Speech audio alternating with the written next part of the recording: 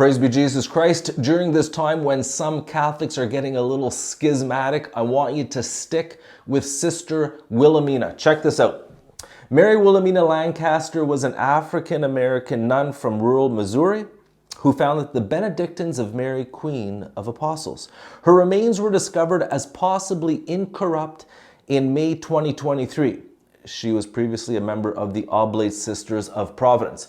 We were all shocked to hear that there might be an incorrupt saint in the USA. And a lot of us, we learned about Sister Wilhelmina. I got the book. This is from her community, kind of the authoritative book on Sister Wilhelmina. Fascinating. She was a traditional sister, and she was not at all impressed at some of the changes that were happening in the church in the US after the Second Vatican Council.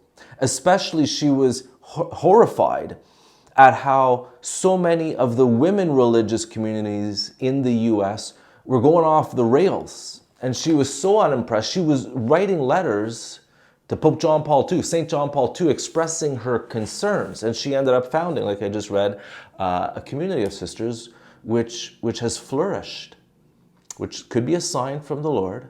And also, again, her body appears to be incorrupt. We'll leave that to the church to kind of study and discern and make a judgment on that. But the point is, these could very well be signs of how we should be traditional Latin Mass Catholics today, if that's what you are. I've never celebrated a traditional Latin Mass in my life. I have a bunch of friends who are TLM Catholics and priests.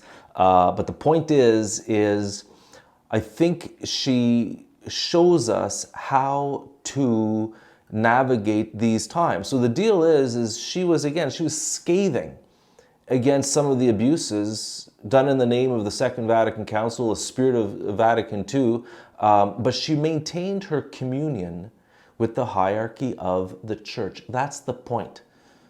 She didn't get all weird. You know, some people, they get angry about things, which is fine, but some people, they get weird angry.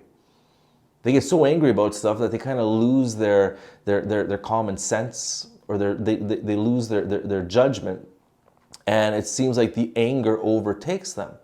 So rather than just surrendering things to God, because at the end of the day it's God's church, they just allow the anger to blind them and make them stupid. Now, Archbishop Marcel Lefebvre, he proceeded with the consecration of 4 bishops for his Society of St. Pius X in 1988 before the Vatican authorization was officially granted. He crossed a line. And it says Sister Wilhelmina was sympathetic with the views of Lefebvre while not actually approving of the consecration. Again, people can be sympathetic to some of the concerns and even anger people have with some of the direction of the church right now, but to cross the line is foolishness.